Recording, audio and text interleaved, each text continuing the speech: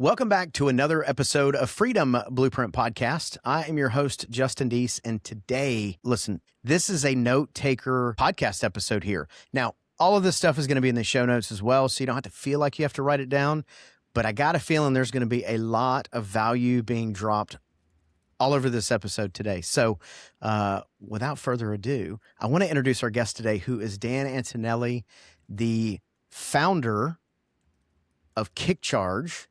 And my guess is if you're listening to this podcast, you probably know who Dan is.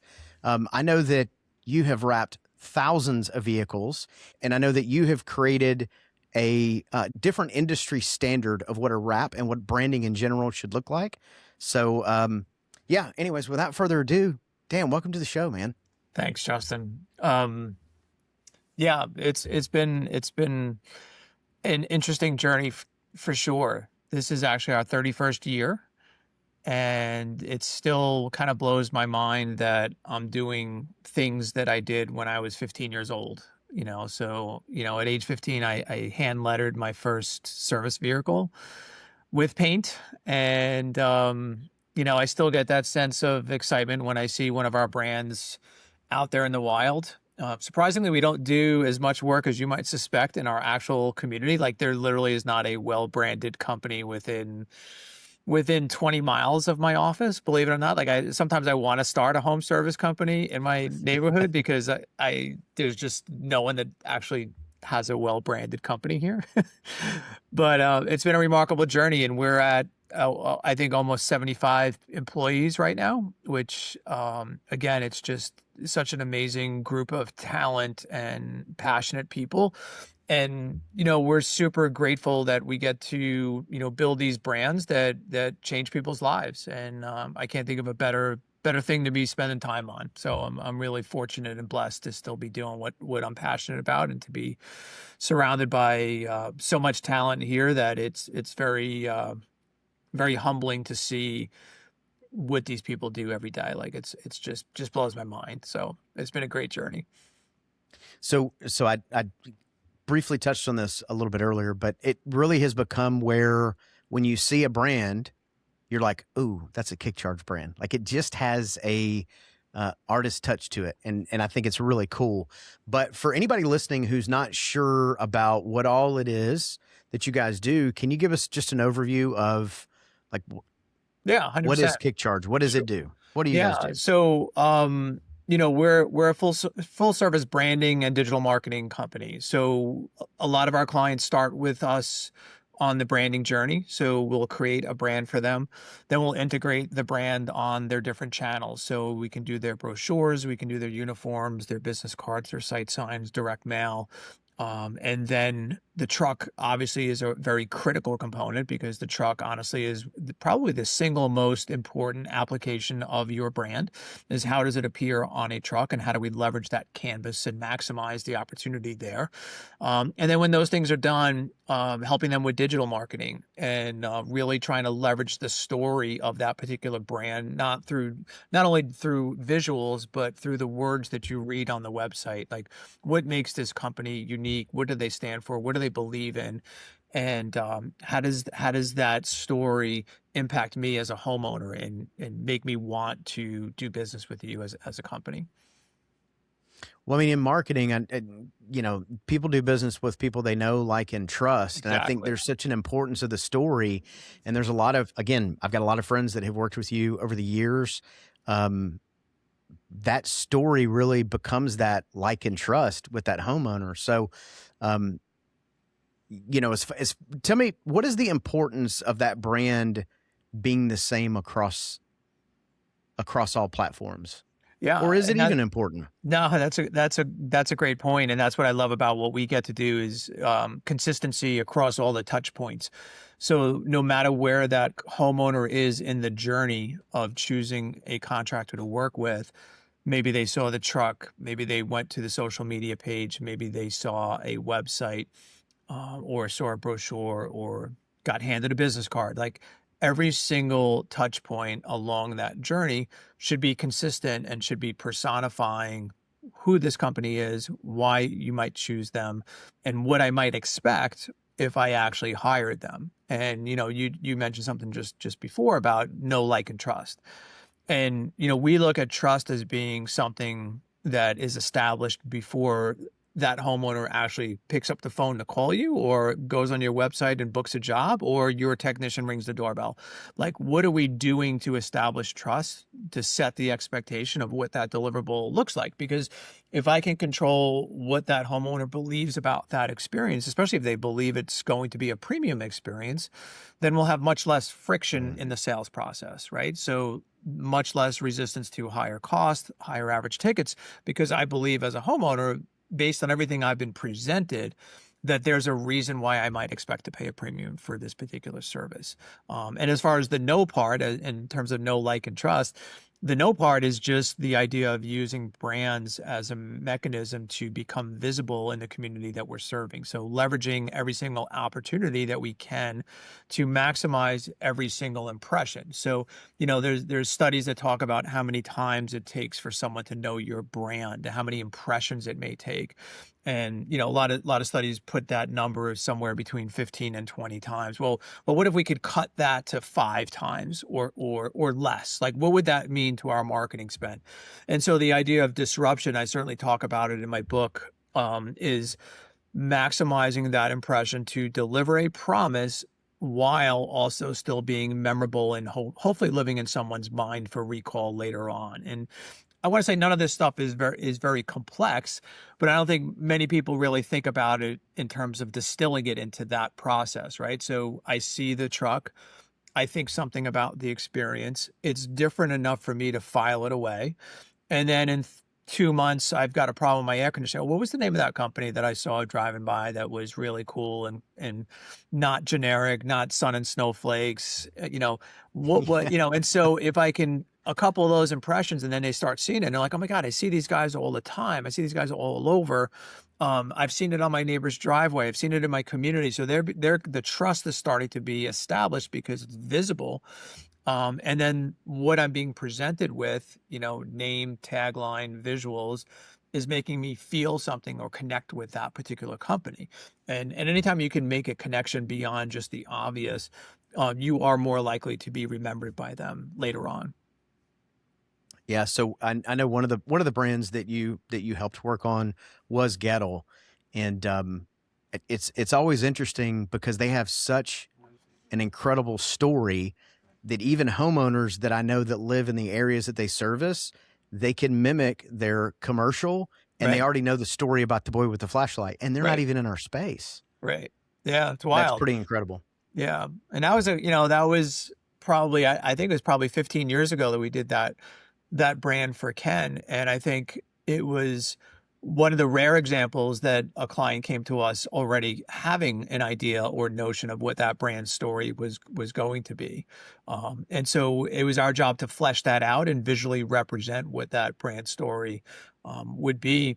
But, it blows my mind when I'm in Phoenix or I'm in Vegas and I see that brand. I mean, I got to personally work on that brand with my illustrator and to see what that has grown into and how many lives have been impacted by that brand, how many jobs have been created. Like that's a really great illustration of our why and what we exist for, right? So just seeing how critical that role played in their growth is certainly just very rewarding for us to see. And working with Ken's just such a great operator and such a good guy to work with, and you learn so much just being around visionaries like Ken. But that process was fun. It was originally not like, the boy is actually Ken's son. I don't know if you knew the story, but Duncan. but Yeah. originally it was not Ken's son. It was actually my neighbor that it was modeled after. And I had a neighbor that was the exact perfect age. He was 10 years old. He had freckles. We bought the hat that the boy was wearing, like the newspaper boy hat and the overalls, and we illustrated the whole thing. And then we sent it to Ken, and Ken's like, oh yeah, this is great. I love it. Let's move forward. And then like we start the process of actually doing the illustration, which is crazy amounts of labor. Like I think that illustration was north of like 60 or 70 hours to actually illustrate the boy. Wow. And then he says, well, hey, what'd be really cool? Like we should model this after my son. And I'm You're like, like, where was that 40 hours ago? yeah. And I'm like, this is information that might've been useful like a week ago. But, Yeah. so then like he tried to find some pictures of his son at that age. He didn't have a lot. It wasn't the right lighting. And so we kind of had to really, work hard to get it dialed in so that it looked legit. Right. But it was kind of a cool story. And I got to hang out with his son a few times and meet him firsthand. And I just thought it must be pretty cool to have the entire brand based on a 10-year-old version of yourself. So anyway. That's pretty cool. So obviously Gettle's a giant brand. And I think a lot of times when people see a lot of the brands that you work on, their brain goes to large company, which, I mean, I think that's by design, right? But what is the average size of a company that you work with?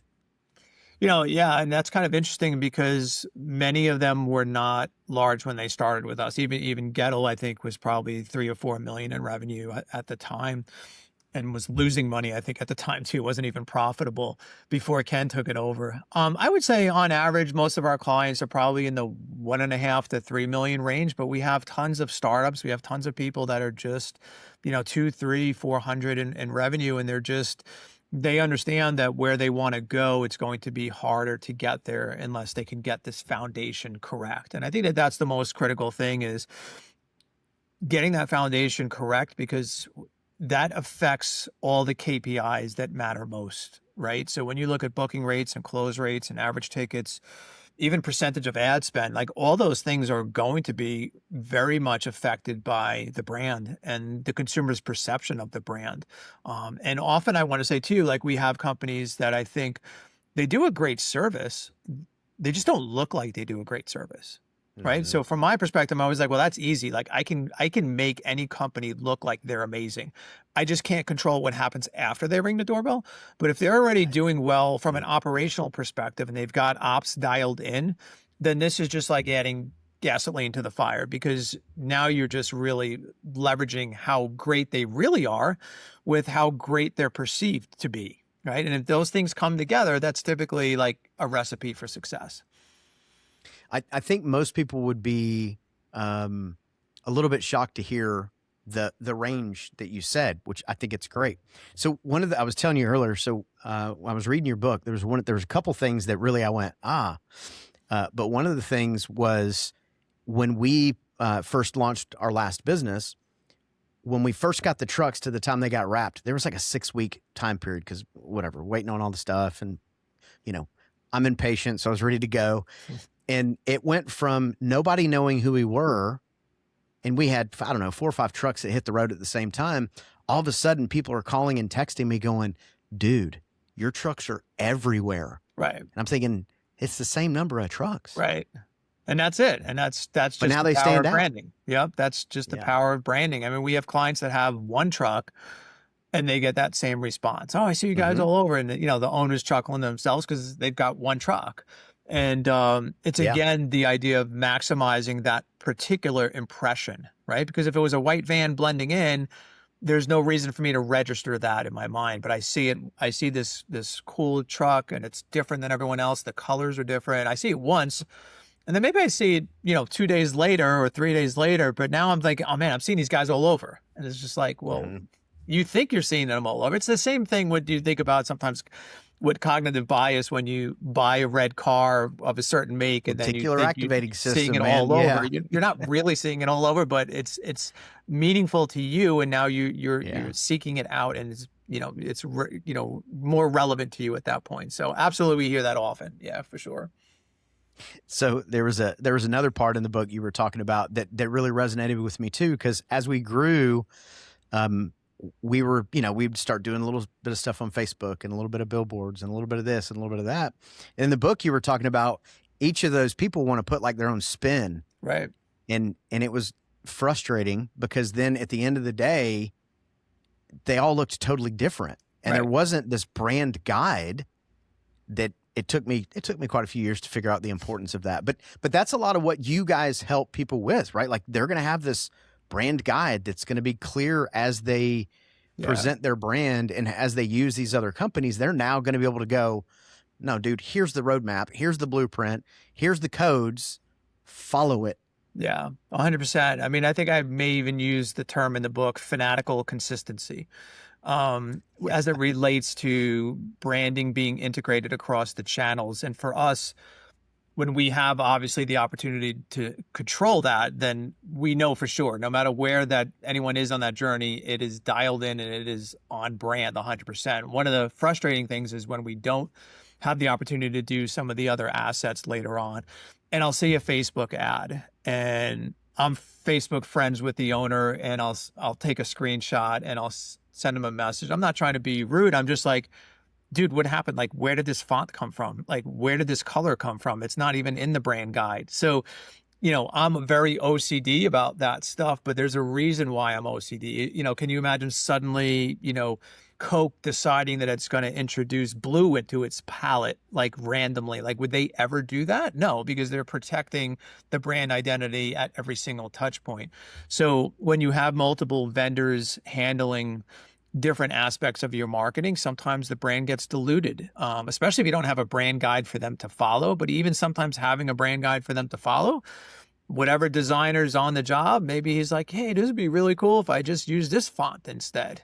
And I'm just like, oh my God, like, you're killing me here. Like, why did we invest all this money in branding if now we're going to start being inconsistent and diluting it? So just, again, like, little things like that may not seem like a significant issue, but I want the customer, any single time they see anything related to your company, to know immediately where that's coming from. And when you introduce those other aspects, suddenly it becomes a little confusing for them and not ideal.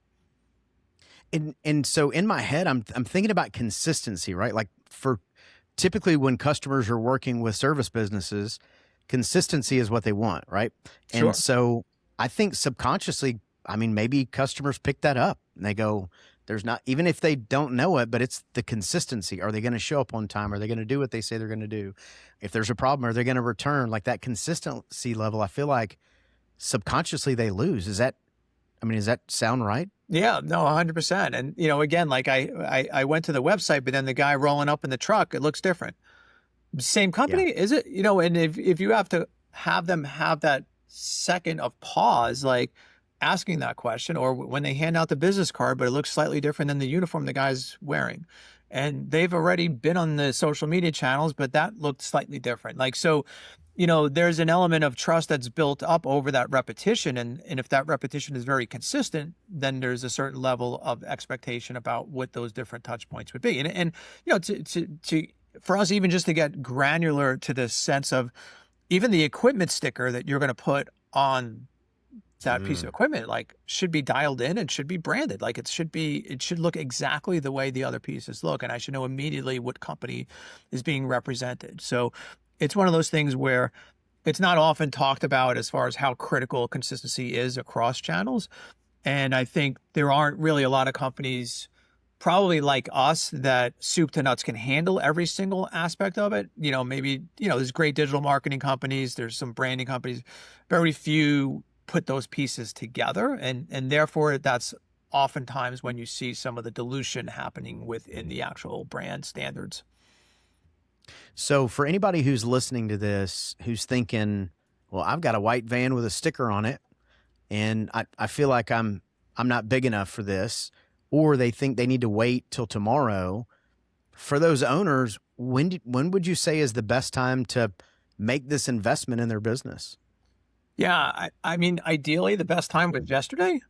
The second best time is today, and the worst time is honestly tomorrow. And I think until you understand the tax that you're paying for being unremarkable, you won't ever understand why it's important to invest in branding. But it's sometimes ironic to me because it's the same companies that are hating on how much they are endeared to Google for their lead gen, how much every month their credit card's getting whacked for LSA and PPC, and yet it's the same people that are virtually invisible in the community that they're serving. And so there's a cost to that invisibility. There's a cost to no one knowing that you exist. And that cost is, comes over time. but it's like the death by 1,000 cuts. Like, you know, you don't really feel it as much because like, oh, well, it's just $1,000 this month for Google. It's just another 2,000, you know, so you just keep paying these numbers forever. And I think the other part too, especially as you look at acquisition costs and then you look at booking rates and close rates, again, those KPIs are going to be affected by the consumer's perception of who you are as a company. So imagine that with weak branding, your booking rate is 50%. But imagine if before they pick up the phone to call you, they already think that you're qualified and they think you're going to be a great company. And let's imagine your booking rate goes to 60% and you do 50 calls a week. Well, what exactly would that translate into additional revenue if your average tickets is $2,000 a ticket, right? So when you start actually looking at how just changing some of these KPIs and fixing some of the challenges that are inherent in the brand that you have that are affecting those KPIs, you're like, oh my God, like if I just improve this by 10%, that would equate to this much more in revenue. And then is the investment in branding really expensive, or is not investing in branding really expensive? Right. Mm-hmm. So. Yeah. And it's crazy because the customer acquisition cost is not ever going to go down. I don't right. suspect. Yeah. For a while people were like, oh, well now there's going to be AI and AI will tell you. AI is going to capitalize on it. They're going to figure out how to charge businesses for it. Google was the same way, right? When they first came out with like the LSAs, it was really cheap. Even pay-per-click, I remember paying like 75 cents back in the day. And that is long gone now. Yeah. Like that's not a thing anymore. So that's only going to get more expensive. And being memorable, because if somebody has seen your brand and they see it over and over again, and they inherently have this trust already built in. I mean, when they call you, they've already decided. They're pretty not much price shopping you, right? Yeah, pretty much. And again, like the idea of that 5 Mile Famous, and what can you be doing as a owner to become 5 Mile Famous? And everyone is so quick to just throw money at digital. And I understand that digital obviously has to be a very big part of your marketing budget, but few companies want to take the time to invest in the community. They don't do things like attending home shows. They don't do things like participating in community events like 4th of July parades or Halloween parades. I think Stephanie from Anchor is a great example of someone that has truly embraced how important community relations are to her business, so that people aren't typing in, where she's at and saying air conditioning repair near me.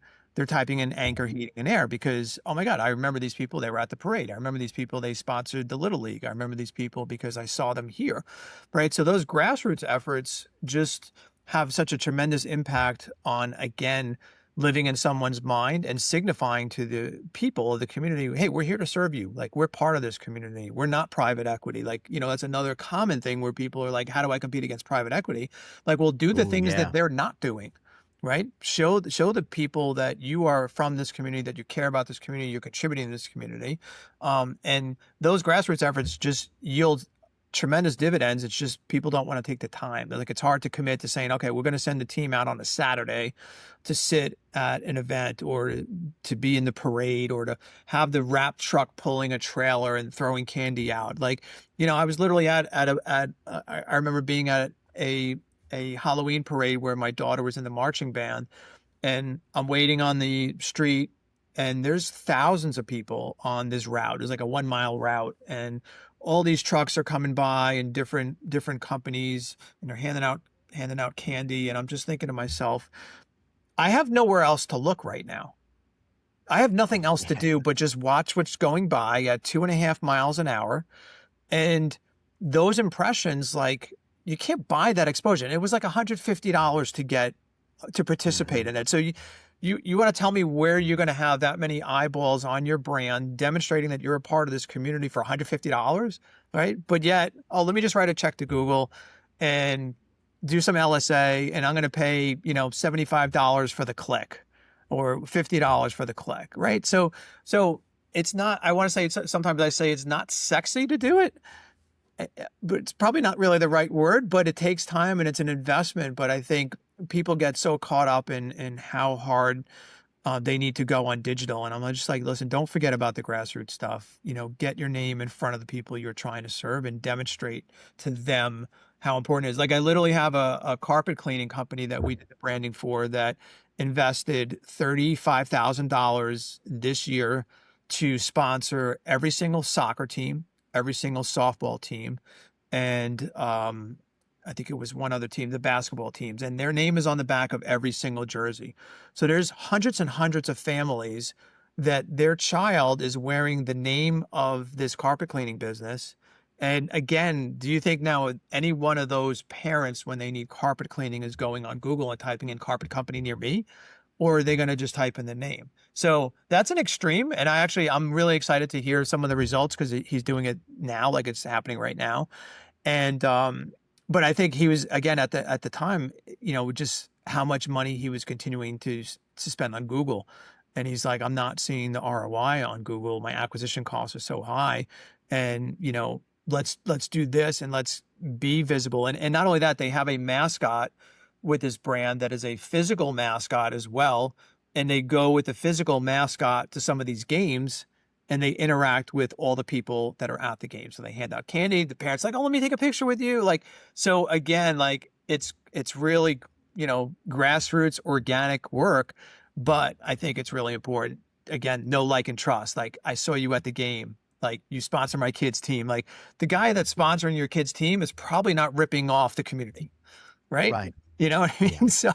So I think, again, just diversify, but never forget how important it is to get that visibility, to get that 5 Mile Famous. We look at site signs as another thing to invest in. Very simple thing to be doing. Don't make it look like every other square white site sign though. Like make it visually interesting and different. So I want to stop and look and say, oh, I see that they got a new air conditioning system. Oh, that's cool. And file it and register it. Right. So it's interesting you just told the story about the soccer team because when I was a kid growing up, we had a sponsor that was a door and window company of our baseball team. And same thing, they basically sponsored like 5 or 6 different age groups to make sure and hit them all, right? Well, I wasn't the avatar at the time because I was 12. But when I got to the point when I was an adult and I needed doors and windows, I was super happy to call them. And the owner was still there. So it was like a cool conversation to tell him, like, because I'm pretty sure that my one order probably paid for all of that for the entire time because doors and windows are expensive. But sure. But at the same time, every time I've ever needed doors and windows now, that's the guy I call. And it just was because of that local sponsorship. To another point you made too, obviously private equity is a huge conversation in our space. And I think, I hope anybody listening took note of what you just said. You're not going to beat the private equity businesses in the Google game. They will run you broke. It's not going to happen. Yep. But they're not hanging out at the baseball games and the softball games and the soccer games and all the local content. Most of them are. I don't actually know any that are. I know most of them that I'm aware of, the first thing they do is cut that kind of stuff out. So I think it's definitely very, very important to make sure you're hitting those things so that you're top of the mind, because the cost to hit your name versus plumber near me. Yeah.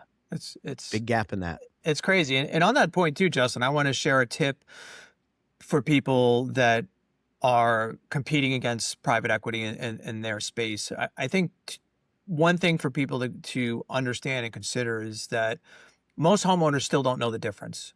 They actually don't really understand or know what is happening with the consolidation. And so we encourage our clients, and we actually have a template on our website that anyone can download. It's on our resource page. And it's a letter that we recommend that they send out to all their existing clients, talking about why family-owned matters, who we are as a company, what contributions we make to this community, and letting them know that a lot of the companies that they may be getting estimates are owned by Wall Street instead of Main Street.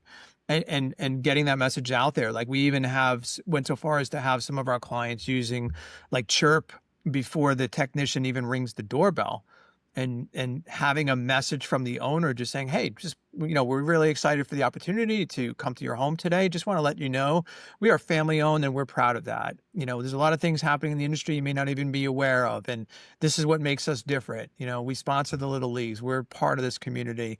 We're grateful for the opportunity to serve you. And I just want to let you know how much it means for me to serve you and your family. Right. So again, like before the tech gets to ring the doorbell, we're hitting them up with what is different about our service and why that matters to you as a homeowner. So stuff like that, I think, is really important. But a lot of complaints about how hard it is to compete against PE, but you don't see a lot of tangible actions taken to put the messaging out about why that's actually important for me as a homeowner.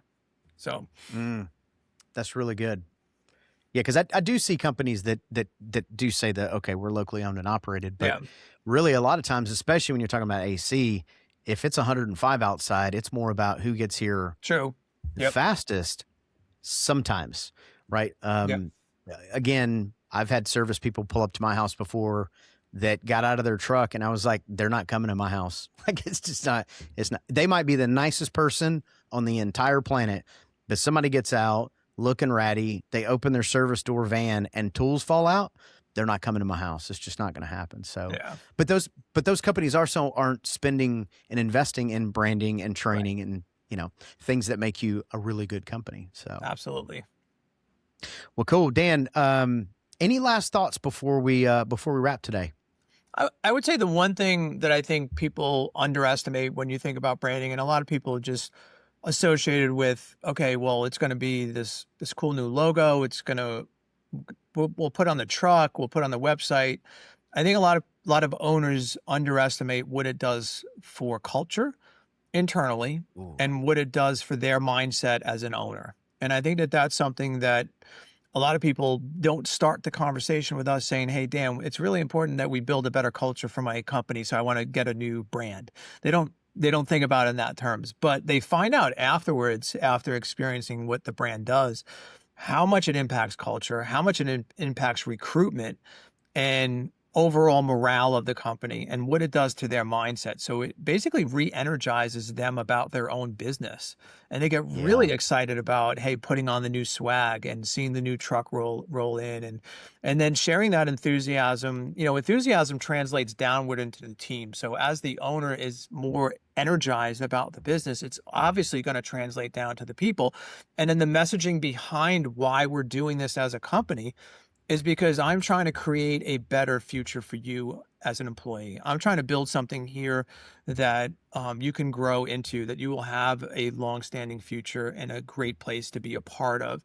And when you hear owners talk about how hard sometimes it is to recruit great talent and recruit A players, sometimes you have to be introspective about that question and you have to ask yourself, does this actually even look like a company that I want to be a part of?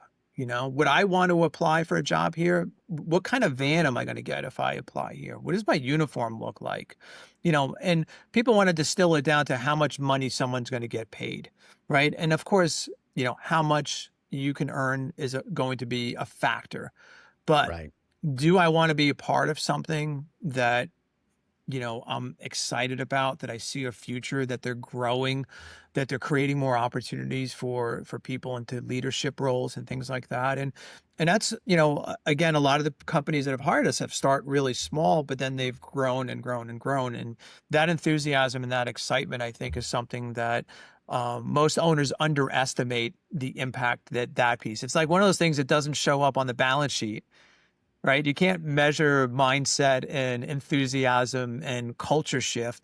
But I mean, you could look at turnover, you could look at recruitment cost, and you could see some of the metrics being affected by there. So I just think it's one of those things that, especially if you're struggling in some of those areas, ask yourself the hard question, does the brand I have today actually reflect what we deliver on a daily basis to our customers? And if you can say yes, honestly, if you say, oh my God, we look as good as we perform, great, then don't change your brand.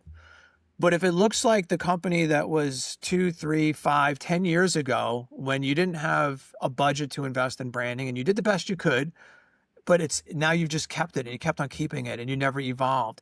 So, I think thinking about all those things together, it's not just about the marketing KPIs, it's about all these other aspects. So, and all the things you mentioned do affect the top line. They do affect the revenue, and they do affect the bottom line. So that's really good. So, Dan, that was all good stuff, man. That was good. So anybody listening, they go, I got to reach out. I got to find out more and see what it would take to work with you and your team. How would they go about doing that? Sure. You can hit us up at kickcharge.com and send us a message, or you can hit me up on Facebook. I always make this offer to people. Like, if you have a brand right now and you're not sure about it and you just want feedback on it, like, I'm not a hard sell kind of guy. If you want to, message me and say, hey, here's my truck, what do you think? I'm happy to give people feedback. And I would say also too, like, even if you never hire KickCharge, get a copy of Branded Not Blanded. There's just so much great content. I basically took, 15 years and 3,000 home service brands and what I learned over that time, and I put it into a book, because I'm like, if people read this book before they started their business, they would avoid so many mistakes down the road that will need to be corrected and just will cost more to correct later on. So I'm always happy when I hear how much the book has affected people and impacted them, because that's why you do it, and I think the trades have been great. I'm super blessed and fortunate for everything the trades have been able to provide to my team and my family. And I just thought it'd be something good to put in writing. You don't make any money writing books. That's for sure. But I'm like, if I could help some people avoid some of these mistakes, and even if they can't afford to work with a branding agency, they at least go into the process knowing as much as possible about it. That is good. And again, all that information will be in the show notes, including how to get in touch with KickCharge to get more. And like Dan said, hit him up on social media. He's willing to jump in and give you some feedback. Can't ask for more than that. So Dan, appreciate it, man. Thank you so much for coming and hanging out with us today. You got it. Thanks, Justin.